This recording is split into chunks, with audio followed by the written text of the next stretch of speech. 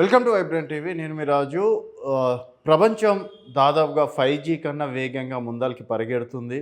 అలాంటి సిచ్యువేషన్లో ఇంకా కొన్ని చోట్ల దేశాలకు దేశాలు యుద్ధాలు, అలాగే మన పక్క దేశమైనటువంటి చిన్న దేశం బంగ్లాదేశ్లో ఏకంగా ప్రధానమంత్రి రాత్రికి రాత్రి పారిపోవడం, ఇతర దేశాల్లో దాచుకునే పరిస్థితి దాచుకునే పరిస్థితి ఏర్పడ్డది.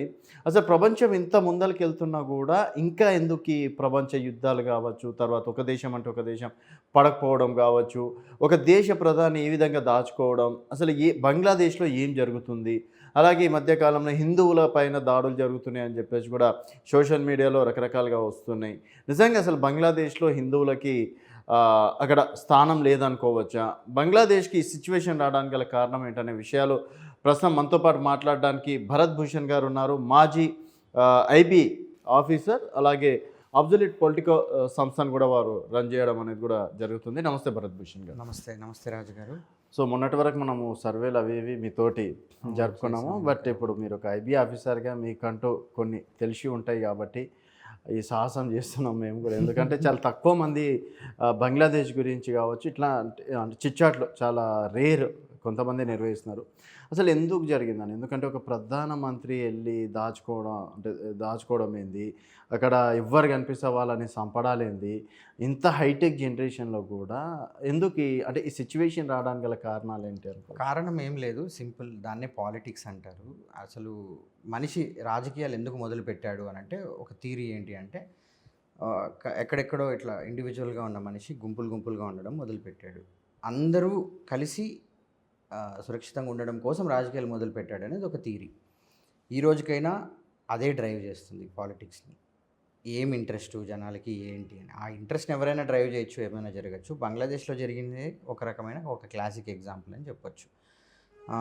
1971లో బంగ్లాదేశ్ అప్పటి పాకిస్తాన్ నుంచి విడిపోయి సపరేట్ దేశంగా ఆవిర్భవించింది. అందులో భారతదేశ పాత్ర చాలా కీలకమైనదిగా చరిత్రలో ఆల్రెడీ లిఖించబడినది. అది అప్పుడు ఫాదర్ ఆఫ్ బంగ్లాదేశ్ షేక్ ముజిబుర్ రెహమాన్ ఎవరైతే ఉన్నారో, అవామీ లీగ్ స్థాపించిన షేక్ ముజిబుర్ రెహమాన్ గారు, ఆయన నాయకత్వంలో బంగ్లాదేశ్ స్వాతంత్రం సాధించింది 1971.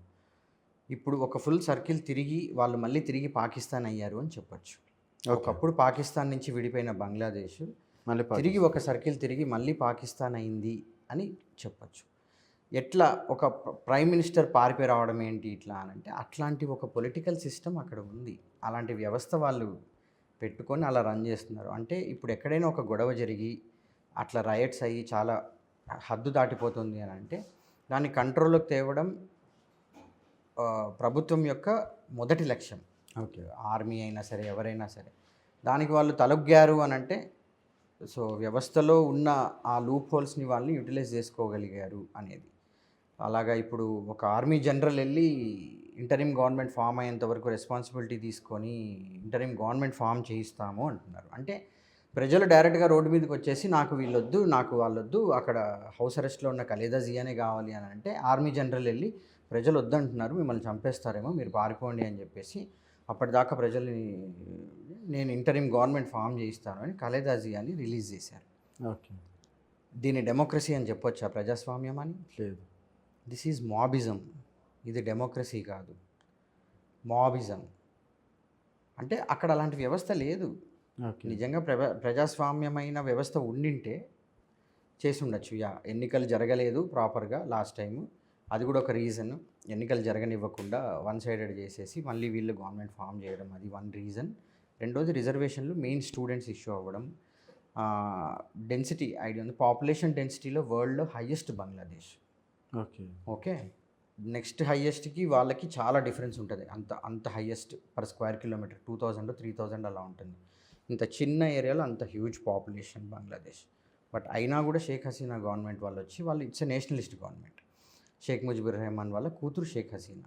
అయితే షేక్ ముజిబుర్ రెహమాన్ని 1971లో ఇండిపెండెన్స్ ఇచ్చిన ఆయన్ని 1975లో ఆయన ప్రెసిడెంట్గా ఉన్నప్పుడు బంగ్లాదేశ్ ఆయన ప్రెసిడెన్షియల్ ప్యాలెస్లోనే ఆయన అసాసినేట్ చేశారు. ఆయన్నే కాదు, ఆయన ఫ్యామిలీ మెంబర్స్ అందరినీ కూడా. దాంట్లో మిగిలినది షేక్ హసీనా వాళ్ళ చెల్లెలు మాత్రమే బతికి బయటకు వస్తే. షేక్ హసీనా తర్వాత చాలాసార్లు ప్రైమ్ మినిస్టర్ అయింది బంగ్లాదేశ్కి. Openly she is pro India. Khaleda Zia is openly pro Pakistan. అంటే పాకిస్తాన్ నుంచి విడిపోయిన బంగ్లాదేశ్ కాబట్టి పాకిస్తాన్కి ఇంకా ఇంట్రెస్ట్ ఉంటుంది అక్కడ ఎలాగైనా. సో అలా ఒక pro Pakistani party and pro Pakistani leader ఉన్నారు. ఇప్పుడు వాళ్ళు వచ్చేసారు ఇప్పుడు పాలన చేయడానికి. అందుకు చాలా చేంజెస్ వస్తాయి అండ్ ఇండియాని కూడా చాలా వేస్లో అఫెక్ట్ చేయబోతుంది ఈ డెవలప్మెంట్ అనేది. సరే, ఇప్పుడు ఇండియాకి ప్రోగా హసీనా ఉండే, సో తనను తప్పించింది. ఇప్పుడు ప్రో పాకిస్తాన్ ఆయనని ప్రధానమంత్రి ఎన్నుకుంటున్నాను. సో దీనివల్ల భారతదేశానికి ఏమైనా ఎఫెక్ట్ ఉందనుకోవచ్చా? ఎందుకంటే హసీనాని ఈరోజు కాపాడుతుందంటే భారతదేశం అనే అనుకోవచ్చు. అంటే ఒక రకంగా షేక్ హసీనా ప్రభుత్వం ఉన్నప్పుడల్లా భారతదేశంతో మంచి సంబంధాలు ఉండేవి. తీస్తా అగ్రిమెంట్ అని ఉండేది, రివర్ తీస్తాది, బ్రహ్మపుత్ర అగ్రిమెంటు, ఈ ఐలాండ్స్ ఉంటాయి అన్నమాట. అంటే మన ఐలాండ్స్ వాళ్ళ దీంట్లో ఉంటాయి, వాటర్ బాడీస్లో కాంక్లేవ్స్, కౌంటర్ కాంక్లేవ్స్ అని ఉంటాయి. వీటన్నిటినీ సర్దు చేయగలిగాం ఇండియా బంగ్లాదేశ్ రిలేషన్స్లో. మనం అవసరం లేదని చెప్పలేము, ఎందుకంటే ఇండియన్ సబ్ కాంటినెంట్లో పార్ట్ ఒకప్పుడు పాకిస్తాను. కాబట్టి ఇండియాకి ఎట్లా చూసుకున్నా చాలా క్రూషియల్, ఇండియా పట్టించుకోవాలి డెఫినెట్గా. ఓకే, ఎట్లా చేంజ్ అవ్వబోతుంది అని అంటే సింప్లీ ఒక ప్రో పాకిస్తానీ గవర్నమెంట్ వస్తే ఇప్పుడు అక్కడున్న హిందూస్ అయినా కావచ్చు, ఇప్పుడు భారతదేశంతో ఉన్న సంబంధాలైనా కావచ్చు, చిన్న చిన్న విషయాలకి ఇప్పుడు మళ్ళీ గొడవ పెట్టుకొని యునైటెడ్ నేషన్స్ అనొచ్చు, ఇంకేదో అనొచ్చు. అంటే మన నేబర్, మన పక్కింటి వాళ్ళతో ఎప్పుడు గొడవ ఉంటే ఎలా ఉంటుంది?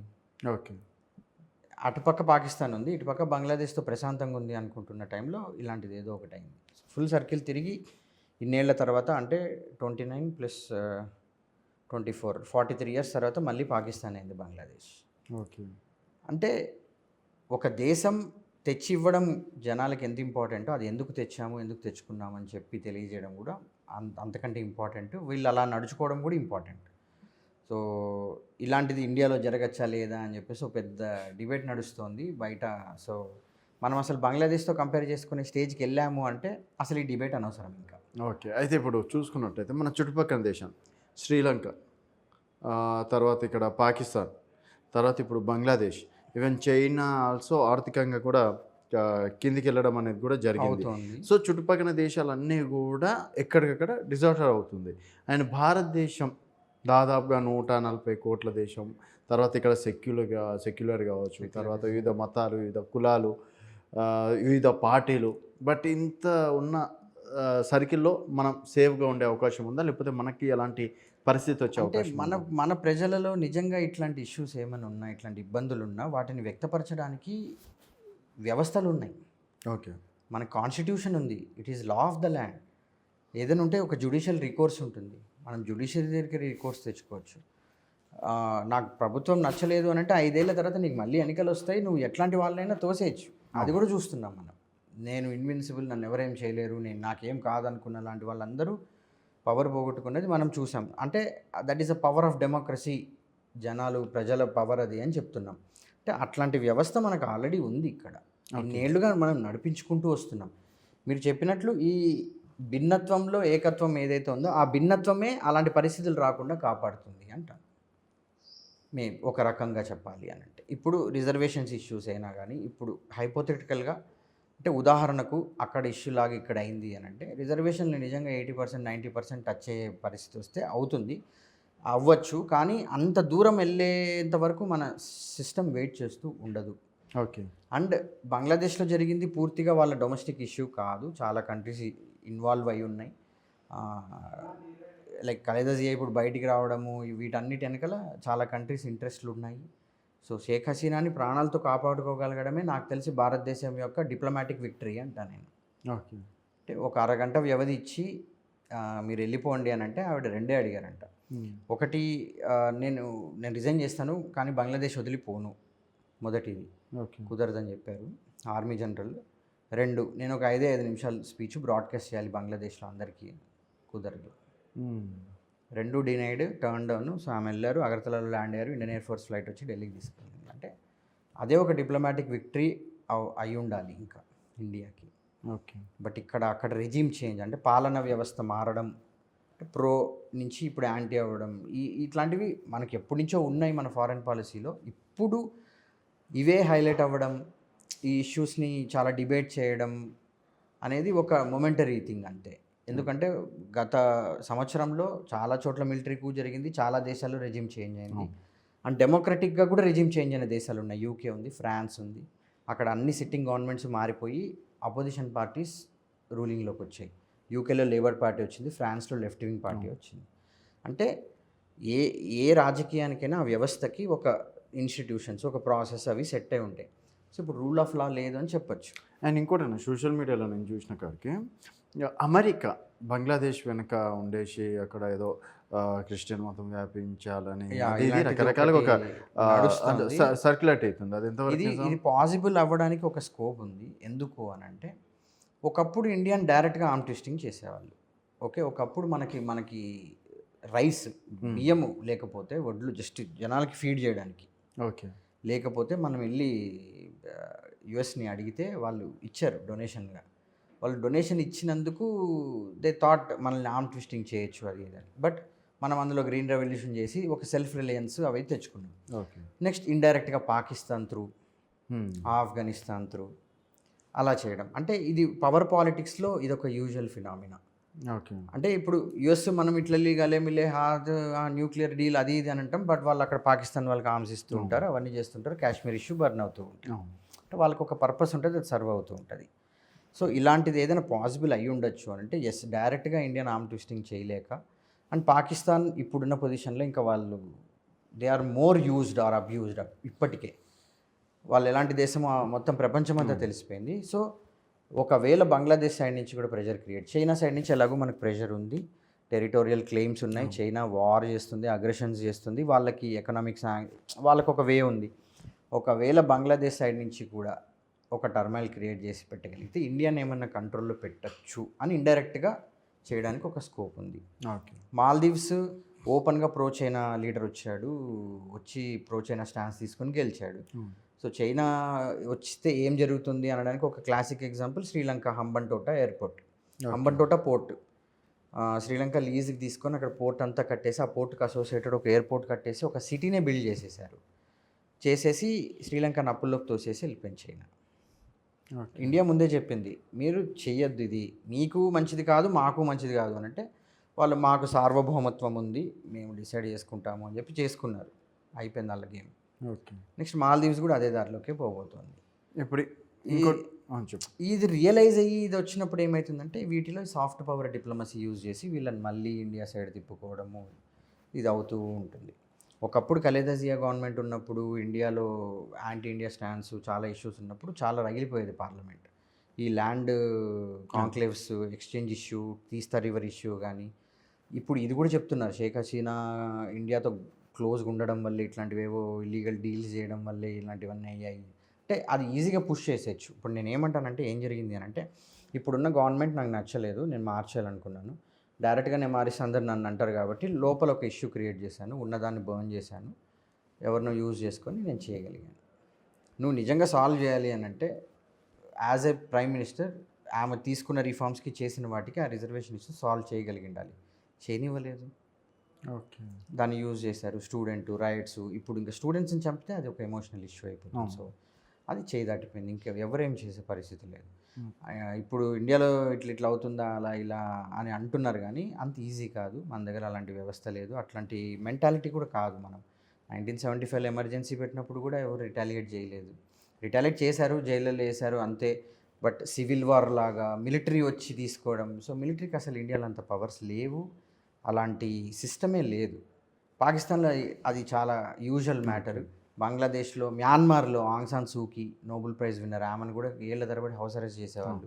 ఎప్పుడంటే అప్పుడు వచ్చేసి ఆర్మీ వచ్చేసి టేక్ ఓవర్ చేసేది. అలాంటి కల్చరు, అట్లాంటి హిస్టరీ, అలాంటి సిస్టము ఇక్కడ సెట్ చేసిపోలేదు ఎవరు అలా రావడానికి. ఇప్పుడు చెప్పడం చాలా ఈజీ, సింపుల్. ఎవరైనా అలా అంటున్నారు అంటే వాళ్ళు మేబీ అలా అవ్వాలని కోరుకుంటున్నారేమో అనుకోవచ్చు. ఓకే, సింపుల్గా చెప్పాలంటే. అయితే ఇప్పుడు ప్రస్తుతం మన దగ్గర ఏ గవర్నమెంట్ ఉన్నా కూడా మనం సేఫ్ సైడ్లోనే ఉంటాం. అంటే మన దగ్గర రూల్ ఆఫ్ లా ఉంది, ఆ లాని ఇంప్లిమెంట్ చేయడానికి సిస్టమ్స్ ఉన్నాయి, అందుకే ఇవన్నీ హోల్డ్ చేసి పెట్టగలుగుతున్నాం. ఇప్పుడు మీరే చెప్తున్నారు ఆర్థికంగా చాలా దేశాలు కుంగిపోయి ఉన్నాయి, మొత్తం ప్రపంచం రెసెషన్లో పోబోతోంది అంటున్నారు. ట్రిలియన్స్ ఆఫ్ డాలర్స్ ఎవాపరేట్ అయిపోతున్నాయి మార్కెట్స్లోంచి. But India is still fastest growing economy in the world. అంటే నీ పొట్ట కొట్టనంత వరకు జనాలు ఇవేవి ఆలోచించరు. ఓకే, నీ పొట్టనే కొట్టాక ఇంకా ఏం చేసినా పనికిరాదు అంతే. ఈరోజు షేక్ ముజిబుర్ రెహమాన్ని చెప్పుల దండలేసి తిప్పుతున్నారు, ఆయన విగ్రహాలు పగలగొడుతున్నారు, షేక్ హసీనా దొరికితే చంపేస్తామంటున్నారు. వాళ్ళు బంగ్లాదేశ్కి నిజంగా ఎంత చేశారో వాళ్ళు కూర్చొని వాళ్ళ చరిత్ర వాళ్ళే చదువుకున్నా అలా చెప్పరు. కానీ ఏంటి, పొట్ట కొడితే అంత దూరం పోతే అయిపోతుంది. కానీ ఇండియాలో అలా లేదు. Indian economy is prospering. అందరికీ ఆదాయాలు, అందరూ మనీ చేసుకోవడానికి, ఎకానమీలో పార్ట్ అవ్వడానికి ఒక మొమెంటం సెట్ అయింది మేబీ. అందుకే అలాంటి అంత ఎక్స్ట్రీమ్కి పోయే ఇది రానివ్వరు. ఇప్పుడు చూసుకున్నట్టయితే మనకు ప్రపంచంలో రష్యా, ఉక్రెయిన్ కావచ్చు, ఇజ్రాయెల్, ఇరాన్ కావచ్చు, ఇట్లా రకరకాలుగా దాదాపు ఒక 7-8 దేశాలు అయితే యుద్ధాలు వార్లోనే. యాక్చువల్లీ అజర్బైజాన్ అండ్ అర్మేనియా కూడా ఒక ప్రొలాంగ్డ్ వార్లో ఉన్నాయి. మన మెయిన్ స్ట్రీమ్ మీడియాలో రాదు. సో నేనేమంటానంటే మీడియా కూడా ఏది హైలైట్ చేయాలి, ఎందుకు హైలైట్ చేయాలి, పీపుల్ దేని మీద డిబేట్ చేసుకోవాలనేది కూడా వాళ్ళు డిసైడ్ చేయగలరు బ్రాడర్ లెవెల్లో. Azerbaijan, Armenia, Russia Ukraine crisis, Israel Hamas crisis, next ఇప్పుడు ఇక్కడ వార్, అట్లీస్ట్ వార్ లేకపోయినా it's a major change in south Asia. బంగ్లాదేశ్లో రెజ్యూమ్ చేంజ్ అవ్వడం అనేది. అండ్ ఇప్పుడు మీరు చెప్పిన యుఎస్ థియరీ దీని ప్రకారం అయితే నెక్స్ట్ 1-2 ఇయర్స్లో చాలా మేజర్ చేంజెస్ అవ్వబోతున్నాయి ఇదే రీజన్లో అని అంటున్నారు. మేబీ ట్రిగర్ అవ్వచ్చు. సో ఇదే గేమ్ అన్నమాట. సో ఇవన్నీ చూస్తుంటే ఏమవుతుందనంటే actually different types of disturbances already start అయ్యే world over. Main Middle East, West Asia, అది చాలా వాలటైల్ రీజన్ అది. ఓకే. అక్కడ మెయిన్ ఇజ్రాయెల్ ఇరాన్ కాన్ఫ్లిక్ట్ అనేది ఎప్పటి నుంచో ఎవర్ సిన్స్ బర్నింగ్ లాంటిది. ఇప్పుడు ఒక రకంగా చెప్పాలంటే ఇప్పుడు ఈ బంగ్లాదేశ్లో జరిగిన దానికి కూడా లింక్ చేసి వస్తున్న నెరేటివ్లు ఉన్నాయి. Okay. India is pro Israel, anti Iran, anti Muslim, and Sheikh Hasina is pro India, అందుకే ఇలా జరిగింది అని కూడా నెరేటివ్స్ పుష్ చేస్తున్నారు. ఓకే. అంటే Israel conflict, Israel Palestine conflict అనేది ఇజ్రాయెల్ అరబ్ వరల్డ్ కాన్ఫ్లిక్ట్ అయిపోయింది. దెన్ ఇరాన్ ఉండడం వల్ల అది మొండి ఇదయ్యి తెగకుండా ఉంది. సో ఆ వొలటైల్ రీజన్లో ఏమన్నా ఈ prolonged Russia Ukraine war start అయినప్పుడు ఎక్కువ రోజులు ఉండదులే, అయిపోతుంది ఎటో సైడ్ అనుకున్నారు. లేదు, బట్ ఇప్పుడు వరకు అవ్వనివ్వట్లేదు. సో ఏ యుద్ధం చిన్నది కాదు, అండ్ ఏ యుద్ధం ఊరికే జరగదు. కరెక్ట్. అంటే ఎందుకు జరుగుతుంది ఇట్లా అన్నారు కదా, రాజకీయంలో వీటిల్లో కొన్ని ఐడియాలజీస్ వాళ్ళు ఏమని నమ్ముతారు అని అంటే, రాజకీయం అంటే యుద్ధం రాకుండా కాపాడడమే రాజకీయం అంటారు. యుద్ధం వచ్చింది అంటే వాడు రాజకీయాలు చేయట్లేదు. లేదు, రెండో వాళ్ళు ఏమంటారు, లేదు ఇవన్నీ చేసుకోవడము రాజకీయం అంటారు. సో ఇప్పుడు నెక్స్ట్ క్రూషల్ వచ్చేసి యుఎస్ ఎలక్షన్స్. ఏం కాబోతోంది యుఎస్ ఎలక్షన్స్లో, దాన్ని బట్టి ఇక్కడ ఎస్పెషల్లీ బంగ్లాదేశ్ ఇష్యూ మీద స్టాండ్స్ కానీ ఇవి కానీ ఎంత హార్డ్ లైన్ స్టాండ్సా, సాఫ్ట్గా ఉండబోతోందా, ఎట్లుంటుంది అనేది ఐడియా రావచ్చు. నెక్స్ట్ ఇండియాస్ కౌంటర్ స్టెప్ ఏంటి, లేదా ఇండియా ఇంత పెద్ద డెవలప్మెంట్ని మిస్ అయింది అని చెప్పలేము. చెప్పాను కదా, షేక్ హసీనాని మేబీ ప్రాణాలతో కాపాడుకోవడమే ఒక డిప్లొమాటిక్ విక్టరీ అయి ఉండొచ్చు ఇప్పటికీ. ఎందుకంటే వాళ్ళ ఫ్యామిలీ అందరూ వైపౌట్ అయిపోయినా ఆమె చాలా ఏళ్ళు ప్రైమ్ మినిస్టర్గా ఉండి చేసి ఆమె సాల్వ్ చేసింది. జూట్ ఇండస్ట్రీ, టెక్స్టైల్ ఇండస్ట్రీ, వీటన్నిటికీ world number 1 Bangladesh. Textile manufacturing world's largest top brands అన్నిటికీ బంగ్లాదేశ్ నుంచే supply. Jute production and processing రెండిట్లో బంగ్లాదేశ్ నెంబర్ 1. సో వాళ్ళు ఇవి సాల్వ్ చేసుకుంటూ ఉన్న తరుణంలో బంగ్లాదేశ్ ఎకానమీ అసలు నిజంగా సౌత్ ఏషియాలో టాప్ అవుతుందా అనుకుంటున్న టైంలో ఇట్లాంటి ఒక డిస్టర్బెన్స్ క్రియేట్ అయింది. ఇది ఎలా టర్న్అవుట్ అవుతుంది, అండ్ ఇండియా మీద రిపర్కషన్స్ చాలా చాలా వేరీడ్గా ఉంటాయి. అది చూసి వాచ్ చేయాలి. ఇంకా అయితే ఇప్పుడు 3వ ప్రపంచ యుద్ధం రాబోతుందా అని చెప్పేసి కూడా రకరకాలుగా చెప్తున్నారు. ఇప్పుడున్న సిచ్యువేషన్లో దాదాపుగా 7-8 దేశాల యుద్ధాలు. సో నిజంగా 3వ ప్రపంచ యుద్ధం వచ్చేస్తుంది. నాకు తెలిసి 3వ ప్రపంచ యుద్ధం వెళ్ళిపోయింది ఆల్రెడీ. వెళ్ళిపోయింది 2020లోనే. It was a biological war. So as an analyst నేను ఓపెన్గా చెప్తాను, ఏ కంట్రీ కూడా చైనాని పిండౌన్ చేయలేకపోయింది, సింపుల్ అంతే. ఓకే. వరల్డ్ వార్ 1 ఎందుకు జరిగింది, ఒక కంట్రీ ఇంకో కంట్రీని పిన్ డౌన్ చేసింది, ఒకరెవరు యాక్షన్ తీసుకున్నారు కాబట్టే సైడ్లు, నేను వీడి సైడ్ అని కొట్టుకున్నారు. ఓకే. సో అట్లీస్ట్ అది అవ్వలేదు. సో హైపోథెటికల్లీ ఆర్ థిరిటికల్లీ నా దృష్టిలో 3 అయిపోయింది. లేదా నెక్స్ట్ వరల్డ్ వార్ ఏదైనా అవ్వచ్చు ఇట్లా అంటే, వరల్డ్ వార్ కాకపోయినా కూడా మేజర్ డిస్టర్బెన్సెస్ అయ్యే ఛాన్సెస్ కనిపిస్తున్నాయి. Especially Islamic fundamentalism. ఇప్పుడు బంగ్లాదేశ్లో జరిగింది కూడా ఇస్లామిక్ ఫండమెంటలిజమే. ఈ పదం వాడినారంటే ఒక వింగ్ వాళ్ళు అందరూ కలిసి నువ్వంతా ఇది అని డిసైడ్ చేసేస్తారు. బట్ నిజమే ఎప్పటికీ కూడా. ఇప్పుడు ఇండియాలో ఎందుకు జరగదు అంటే, ఇండియాలో ఫండమెంటలిజం లేదు.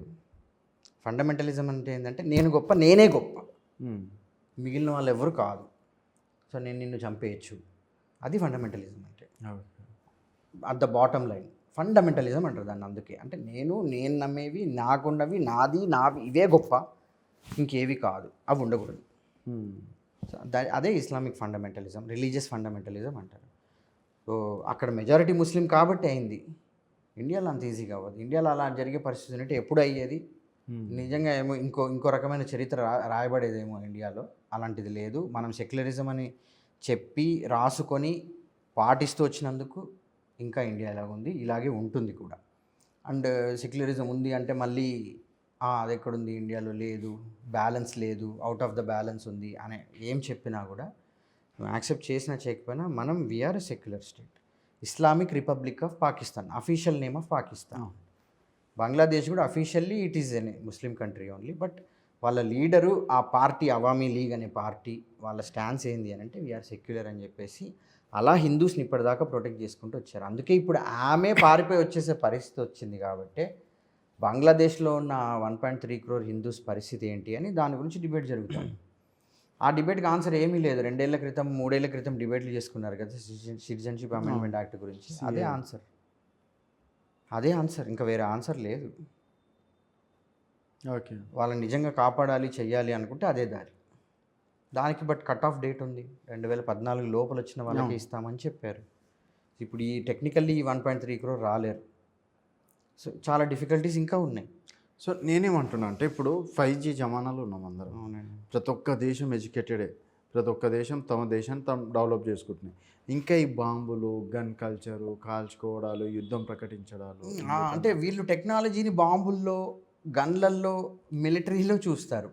ఒకటి చెప్పండి, ప్రపంచం ఎక్కడికైనా పోనివ్వండి, మనిషి ఎందుకు రాజకీయం చేశాడు మనం ఇందాక చెప్పాం కదా, గుంపు.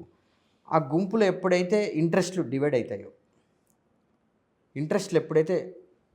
అవుతాయో ఆల్టర్నేటివ్ వస్తాయి. ఓకే, ఎప్పుడైతే ఆల్టర్నేటివ్ వచ్చేసిందో ఒక ప్రాపర్ రాజకీయానికి గ్రౌండ్ ప్రిపేర్ అయిపోయినట్టు. ఆ రాజకీయం నీ పాటికి నువ్వు లోపల చేసుకుంటావా, నీతో బయటోడు నీతో రాజకీయం చేయిస్తాడా, ఇంకా గేమ్ ఏ లెవెల్కైనా వెళ్ళచ్చు. ఇప్పుడు అదే జరిగింది. ఇప్పుడు షేక్ హసీనా గవర్నమెంట్ని చాలా రీఇన్స్టేట్ చేయడానికి ఇండియా హెల్ప్ చేసింది, ట్రూ. 1971లో బంగ్లాదేశ్ లిబరేట్ చేసి వరల్డ్కి చూపించి 2 నేషన్ థియరీ అనేది ఒక పెద్ద బోగస్ థింగు అని చెప్పాలని చేసింది. ఓకే, బట్ మనం డిసైడ్ చేయలేము కదా వాళ్ళ డెస్టినీని. వాళ్ళే చూస్ చేసుకుంటున్నారు డెస్టినీని. తిరిగి వాళ్ళ మీద మేము పాకిస్తానే అవ్వాలి అని అనుకుంటే ఎవడేం చేయలేడు. సో అలాగా ఇట్ విల్ కీప్ హ్యాపెనింగ్, అలా జరుగుతూ ఉంటుంది. ఈ అబ్జర్వ్ చేయడము, ఈ ఈ ఈ పరిణామాలను గెస్ చేయడం, స్పెక్యులేట్ చేయడం, ఇదే మెయిన్ ఇంట్రెస్ట్ ఆర్ కన్సర్న్. ఇప్పుడు ఇల్లీగల్ ఇమిగ్రెంట్స్ ఇష్యూ ఉంది బంగ్లాదేశ్తో ఎప్పటి నుంచో. ఓకే, కొన్ని లక్షల మంది, కొన్ని కోట్ల మంది ఇండియాలోకి వచ్చారు ఇప్పటిదాకా. బట్ అఫీషియల్గా ఈ రోజు వరకు కూడా బంగ్లాదేశ్ ఒక్కరు కూడా వచ్చారని యాక్సెప్ట్ చేయలేదు. ఆ స్టాన్స్ యాక్సెప్ట్ చేస్తూ కూడా ఇండియా బంగ్లాదేశ్తో డిప్లొమాటిక్ రిలేషన్స్ మెయింటైన్ చేస్తుంది. ఎందుకు? వాళ్ళు మన నైబర్స్, మన పక్కింటోళ్ళు. అక్కడ ఏదైనా ప్రాబ్లం అయిందనంటే మన ఇంట్లో ప్రాబ్లం అయినట్టే రేపు.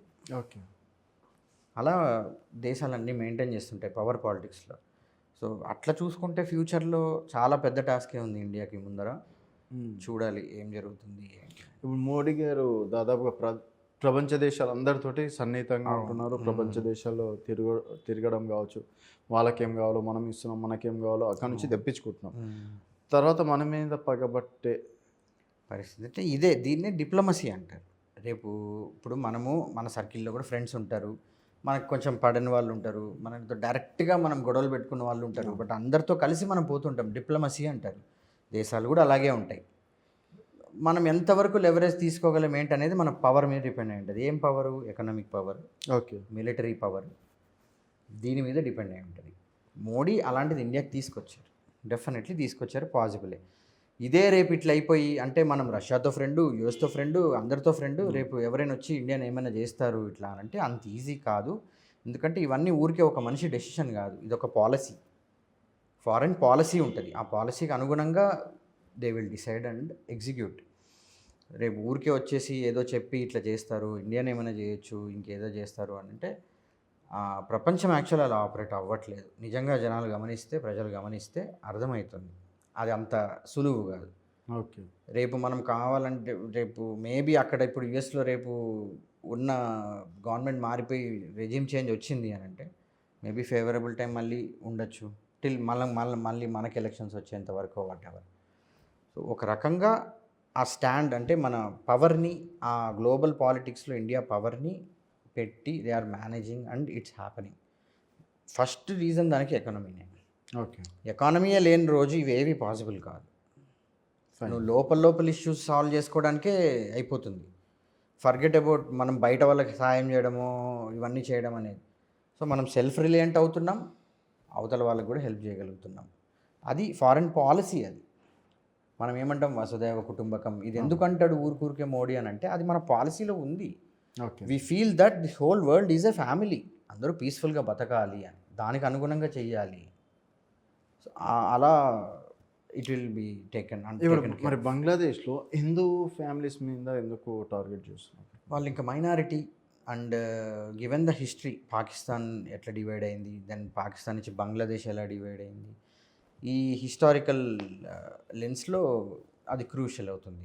చాలామంది పాకిస్తాన్ ఇప్పుడున్న పాకిస్తాన్ సైడ్ నుంచి ఇండియాలోకి వచ్చేసారు ప్రాపర్టీస్ వదిలేసి. ఇక్కడ ప్రాపర్టీస్ వదిలేసి అటువైపు వెళ్ళిన వాళ్ళు చాలామంది ఉన్నారు. బట్ కొంతమంది దే డెంట్ మూవ్. వాళ్ళు ఏమనుకున్నారు, సెక్యులరిజం నిజంగా వర్కౌట్ అవుతుంది అనుకుండొచ్చు. ఓకే. First thing. 2, వాళ్ళు పుట్టి పెరిగిన ప్లేస్ని వదిలిపోలేరు. వాడెవడో ఏదో బార్డర్ వేసేసి ఇది వేరే దేశం అన్నంత మాత్రం ఆ ప్లేస్ని ఇది కాకుండా పోదు. ఒక ఎమోషనల్ ఇది అట్లా చాలా వేరియస్ రీజన్స్తో ది స్టేట్ బ్యాక్. అట్లా వాళ్ళని ప్రొటెక్ట్ చేస్తూ రావడం ఇది కూడా డిప్లొమసీ దాంట్లో చాలా మేజర్ వర్క్. బంగ్లాదేశ్లో హిందూస్ని ప్రొటెక్ట్ చేయడమైనా ఇవన్నీ. బట్ బంగ్లాదేశ్లో హిందూస్ని ఇప్పుడు పర్సిక్యూట్ చేస్తున్న రిలీజియస్గా అంటే ఇదేదో కొత్త ఫినామినా కాదు. ఓకే. ఎందుకంటే సో మరి ఇప్పుడు సెక్యులర్ స్టేట్. రేపు మోడీ ముందున్న సవాల్ ఏంటంటే ఏం చెప్తారు?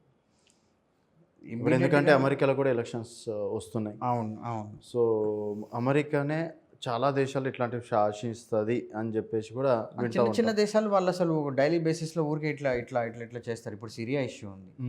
ఇంకొక ఎగ్జాంపుల్ డిస్కస్ చేయాలి. లెబనాన్. ఈ కంట్రీ విన్నారా మీరు? లేదు. Lebanon capital Beirut, BEIRUT, Beirut. లెబనాన్లో మన ఇజ్రాయెల్ అటాక్స్ చేసింది. ఓకే. ఎందుకు అంటే ఇప్పుడు హెజ్బొల్లా అనే టెర్రరిస్ట్ ఆర్గనైజేషన్ లెబనాన్లోనే పుట్టి లెబనాన్లోనే ఉంది. ఒకప్పుడు లెబనాన్ ఒక క్రిస్టియన్ కంట్రీ. ఓకే. వాళ్ళు అందరినీ ఇలా ఇన్వైట్ చేసి ఇమిగ్రెంట్స్ని అందరినీ ఇన్వైట్ చేసి ఈరోజు ఒక టెర్రరిస్ట్ కంట్రీ, ఒక టెర్రరిస్ట్ గ్రూపు టేక్ ఓవర్ చేసేసింది కంట్రీని. ఒక ఎగ్జాంపుల్ లెబనాన్. సిరియాలో ఏంటి US రష్యా గొడవ అది. అవును. సిరియాకి ఏం లేనదేనా లేదు. బట్ ఇప్పటికీ బర్న్ అవుతుంది సిరియా. ఇమిగ్రెంట్స్ ఆ ఇష్యూ వల్ల ఇప్పుడు యూరోప్ మీద ఫాల్ అవుట్ అంటారు, స్పిల్ ఓవర్ ఎఫెక్ట్. సో పెద్ద గ్లోబల్ పవర్స్ ఎప్పుడు ఇవి చేస్తూ ఉంటాయి. ఈ రోజుకి నార్త్ కొరియా, సౌత్ కొరియా ఇట్లా కొట్టుకుంటున్నారు ఒకే కొరియన్ కంట్రీలా ఉండేవాళ్ళు అని అంటే కోల్డ్ వార్. ఆ టైంలో ఉన్న పవర్స్, గ్లోబల్ పవర్స్ అట్లాంటి సిచ్యువేషన్స్ని క్రియేట్ చేస్తారు. So maybe US is planning something around మనల్ని డైరెక్ట్గా ఏం పిన్ డౌన్ చేయలేక. ఎందుకంటే ఎకనామీ పరంగా ఏమైనా చేస్తే అది గ్లోబల్గా చాలా ఎఫెక్ట్ అవుతుంది. చైనాతో అయినా అందుకే ఎవరు గొడవ పెట్టుకోరు, మనతో అయినా ఎవరు అందుకే గొడవ పెట్టుకోరు. ఓకే. బట్ ఈ గేమ్ వాళ్ళ ఇంట్రెస్ట్లు వాళ్ళకు ఉంటాయి. ఆ ఇంట్రెస్ట్ని పర్పెచువేట్ చేయడం కోసం చేస్తూ ఉంటారు. ఇప్పుడు మనమైతే ఎలా కెనడాలో కూడా వెళ్ళి అసాసినేషన్లు చేసాము, ఇంట్రెస్ట్ అది. సో మనం ఎంత దూరం పోతామన్నది ఆ పవరు, ఆ లీడరు ఆ పవర్ ఎగ్జిక్యూట్ చేయడము, దెన్ ఆ పాలసీ బేసిస్ మీద ఎగ్జిక్యూట్ చేయడం అనేది దాని మీద డిపెండ్ అయి ఉంటుంది. ఇంత స్ట్రాంగ్ లీడర్ మళ్ళీ రాలేకపోవచ్చు ఇండియాకి అని మాత్రం చెప్పగలను. And what is the major challenge before Modi అని అంటే maybe they have many things to set right and అవి అవ్వకపోవచ్చు కూడా. Maybe that is a major challenge they have ahead right now. Okay. So మీరు ఒక IB ఆఫీసర్గా, అంటే మాజీ ఆఫీసర్గా ఇట్లాంటి ఇష్యూలని మీరు ఏ విధంగా చూస్తారు? ఏంటి పరిష్కార మార్గాలు, ఎట్లుంటే బెటర్? ఈ ఇష్యూని ఎలా చూడాలి అని అంటే దీన్ని ప్రాపర్గా అబ్జర్వ్ చేస్తూ ఇప్పుడు ఈ గొడవ ఒక్క రోజులో 2 రోజులు జరిగింది కాదు, 40 రోజులుగా జరుగుతుంది. ఓకే. బంగ్లాదేశ్ 40 రోజులుగా బర్న్ అవుతుంది. స్టూడెంట్స్ పెద్ద ఎత్తున వచ్చి ర్యాలీ చేయడం ఇవి స్టార్ట్ చేసి 1 month పైన అయింది. ఓకే. మీడియాలో నార్మల్గా ఉండింది అది. ఇప్పుడు it has become world's number 1 trending or number 2 trending or number 3 trending. అది కూడా చెప్పాను కదా, ఎవరో చూస్ చేశారు అలా అవ్వాలి అని. ఏమైందిరా అంటే ఈ 40 daysలో more than 400 students were killed. ఓకే. So it became an emotional issue. And ఆ ప్రొటెస్ట్ వైల్డ్ ఫైర్ అయిపోయి ఇప్పుడు reservation related, unemployment related, students చాలా హెవీ డెన్సిటీ ఆఫ్ పాపులేషన్లో Bangladesh is at its peak of youth ఎక్కువ ఉన్నారు. ఆ సర్కమ్స్టాన్సెస్లో అది ఎక్స్ప్రెస్ చేశారు, ఇట్లా లేదు మేము కావాలంటే వాళ్ళని చంపేసైనా చేసేస్తాము అని. అంటే కోర్టు ఇచ్చింది తీర్పు, యాక్చువల్లీ కోర్టు ఇచ్చింది రిజర్వేషన్ల గురించి తీర్పు, కానీ ఈ మ్యాటర్ మళ్ళీ తీసుకొచ్చింది వీళ్ళ గవర్నమెంట్. ఓకే. అందుకు వీళ్ళ మీద పడి ఇలా చేశారు. దెన్ ప్రెసిడెన్షియల్ ప్యాలెస్ నుంచి అంటే చంపేస్తాము డైరెక్ట్గా పిఎంని అంటున్నారు అంటే అక్కడ లా లేదని అర్థం, అక్కడ ఏ చట్టం పని చేయట్లేదు. అలాంటి పరిస్థితి అక్కడ వచ్చింది, వాళ్ళు తెచ్చుకున్నారు. సో బంగ్లాదేశ్ కేసులో ఇది అబ్జర్వ్ చేయడం అనేది చాలా క్రూషియల్ అవుతుంది ఇండియాకి. మీరు చెప్పినట్టు సొల్యూషన్ ఏంటి ఇట్లా అని అంటే, నిజంగా బంగ్లాదేశ్ డెస్టినీనో లేదా బంగ్లాదేశ్ ఫ్యూచర్ని మనం మార్చలేము, బట్ అబ్జర్వ్ చేసి మనకి ఎంత ఎఫెక్ట్ అవుతుంది ఏంటి అనే ఇది చేసుకోగలగాలి, లైక్ డిప్లొమాటిక్ నెగోషియేషన్స్ అంటారు. ఓకే. ఇప్పుడు ఇప్పటిదాకా మరి 1.3 crore హిందూస్ ఎలా సేఫ్గా బతకగలిగారు బంగ్లాదేశ్లో? Because of India's diplomatic power. రేపు దాన్ని ఎట్లా మెయింటైన్ చేయగలగాలి? వాళ్ళ గవర్నమెంట్ వచ్చినా సరే, ఇప్పుడు తాలిబాన్ వచ్చింది ఆఫ్ఘనిస్తాన్లో, మీరు ఇప్పుడు ఆఫ్ఘనిస్తాన్తో టాక్స్ హోల్డ్ చేయాలంటే మీరు తాలిబాన్తోనే చేయాలి. సో అదొక మారల్ డైలమా అయింది. బట్ లేదు, మనం ఆఫ్ఘనిస్తాన్కి ఎంత అసిస్టెన్స్ ఇచ్చాం, హైవేస్ కట్టించాం, పార్లమెంట్ బిల్డింగ్ కట్టించాం. సో మనం ఆ కమిట్మెంట్ నుంచి దూరం పోతున్నాము తాలిబాన్ వచ్చినందుకు అని చెప్తే ఇన్నోళ్ళు చేసిందంతా వేస్ట్ అవుతుంది. అందుకు ఆఫీషియల్గా మనం యాక్సెప్ట్ చేసి మనం తాలిబాన్తో టాక్స్ హోల్డ్ చేస్తున్నాం యాజ్ ఆఫ్ఘనిస్తాన్స్ గవర్నమెంట్ రిప్రజెంటేటివ్స్. వేరే ఆల్టర్నేటివ్ లేదు, దీన్నే డిప్లొమసీ. ఇప్పుడు ఈ గవర్నమెంట్ వచ్చినా సరే ఎలా మెయింటైన్ చేసుకోగలము, ఏ ఇష్యూస్ రావచ్చు ముందుకి, ఎవరెవరిని అఫెక్ట్ చేయొచ్చు, ఇది అండ్ ఇట్లాంటి నరేటివ్స్ ఏంటంటే చాలా ఈజీగా బై చేయొచ్చు ఇప్పుడు. ఓకే. కానీ నిజం చెప్పాలి అని అంటే ఇప్పుడు జనాలు ఏ లెవెల్లో అయితే భయపడుతున్నారో మోడీ వచ్చినందుకు ఇలా అవుతుందని, ఇన్నేళ్లలో కాలేదు అని అంటే ఇప్పుడు ఏమీ జరిగేది లేదు. Simple, very simple. ఎందుకంటే వాళ్ళు చేయగలిగితే వాళ్ళ పవర్ పీక్లో ఉన్నప్పుడే చేసి ఉండాలి. పీక్ ఫేజ్ అయిపోయింది, ఇప్పుడు ఏం చేసిన వాళ్ళకి బెనిఫిట్ అయ్యేది లేదు, సో ఏం వచ్చేది లేదు, అక్కడ ఏం పోయేది లేదు. ఇది ఒక ఫియర్ సైకోసిస్ అంతే. నెక్స్ట్ ఎలక్షన్స్కి ప్రిపేర్ చేయడం, యాంటీ ఇంక్యుమెన్సీ ఉంది, డీలిమిటేషన్ జరుగుతుంది, Rahul Gandhi is already ready to become PM, so why not just give it a try అని ఒక ఫ్లో నారేటివ్స్ ఇవి పుష్ చేయడం. సో ఏదైనా ఇట్లాంటి ఇష్యూస్ జరిగినప్పుడు ఒక హిస్టారికల్ కాంటెక్స్ట్, చారిత్రాత్మకంగా అసలు ఏం జరిగింది, మన రోల్ ఏంటి, నిజంగా ఏం జరిగింది, ఎట్లా ఎఫెక్ట్ చేయొచ్చు అనేది ఆబ్జెక్టివ్గా చూడగలగాలి అని అంటాను. యాజ్ అన్ అనలిస్ట్ నేను అదే చేస్తాను. ఏదో ఒక సైడ్ తీసేసుకోవడం చాలా ఈజీ, అలా తీసుకున్నానంటే నాకు అసలు ఇంకొక పర్స్పెక్టివ్ మిస్ అవ్వచ్చు. ఓకే. సో అది మిస్ అవ్వకూడదు, జనాలు కూడా అన్నీ చూడాలి, కానీ ఒపీనియన్స్ ఫామ్ చేసేసుకొని దాన్ని లైఫ్ చేసేసుకోవడం అలా చేసుకోకూడదు. అయినాయి గొడవలు, అయినాయి రిజర్వేషన్ గురించి అయినాయి, రేపు ఇండియాలో కూడా ఇలాంటి పరిస్థితి వచ్చేది ఉంది అని అంటే చాలా ఈజీగా కోరిలేట్ చేసుకోవచ్చు. ఓకే. బట్ మనం బంగ్లాదేశ్తో ఇట్లా చేస్తున్నాము అని అంటే మనకి ఇక్కడ రూల్ ఆఫ్ లా లేదా అని ఫస్ట్ క్వశ్చన్ వేసుకోండి. ఓకే. ఉంది, we have rule of law. And institutions powerful కాదా? Institutions are powerful. రికోర్స్ లేదా ఇండియాలో ఎప్పుడైనా అలా జరిగిందా? ఎన్నో వార్స్ జరిగింది ఇండియాలో, మరి ఏ రోజైనా ఆర్మీ జనరల్ వచ్చి తీసేసుకొని నువ్వు వెళ్ళిపో, నీకు I will give you bumper offer, you leave the country, I will take over అని అన్నారా? అలా. సో అది చెప్పినంత ఈజీగా అది జరగడం. సో జనాలను ఊరికే ఆ నెరేటివ్లో పుష్ చేసి ఎలక్టోరల్ పొలిటిసైజ్ చేయడం వరకు చేస్తారు చాలా హెవీగా ఈ ఇష్యూతో అని అనిపిస్తుంది నాకు. ఓకే అండి, thank you so much. So అంటే చాలామంది అయితే భయపడుతున్నారు, బంగ్లాదేశ్కి ఏదో అయిపోయింది, ఇంకేదో జరగబోతుంది ఇండియాకి జరగచ్చు అంటే ఇంత జరిగినప్పుడు డెఫినెట్గా అలర్ట్ అవ్వాలి. అదే ఇప్పుడు ఇట్లాంటిది ఎట్లా మిస్ అవుతుంది అనేది నాకు తెలిసి టాప్ సర్కిల్స్లో ఉన్న మేజర్ డిబేట్. ఓకే. లేదు ఇంకేదన్నా some game might be going on, but చాలా ఇంపార్టెంట్, చాలా క్రూషియల్. మనం పాకిస్తాన్ ఎంత డెసిమేట్ చేయగలిగి ఎంత చేసినా ఈక్వల్లీ ఇంపార్టెంట్ బంగ్లాదేశ్.